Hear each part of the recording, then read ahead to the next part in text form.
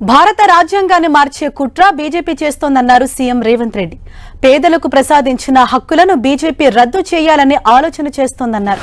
ప్రశాంతంగా ఉన్న తెలంగాణలో మతం, భాష ప్రకారం చిచ్చు పెట్టాలని చూస్తోందని మండిపడ్డారు. ఇది దేశానికి మంచిది కాదన్నారు రేవంత్ రెడ్డి. పేదల హక్కులను కాపాడుకోవాలంటే ప్రధాని మోదీని గద్దెదించాలన్నారు.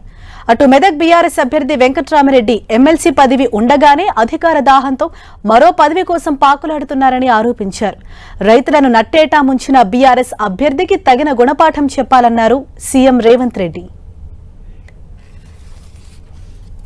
ఆనాడు డాక్టర్ బాబాసాహెబ్ అంబేద్కర్ మనకు ప్రసాదించిన రాజ్యాంగం ద్వారా వచ్చిన రిజర్వేషన్లను, కల్పించిన మానవ హక్కులను, సమానమైన అవకాశాలను ఇవాళ భారతీయ జనతా పార్టీ బీజేపీ ఇవాళ రద్దు చేయాలని కుట్ర చేస్తున్నది.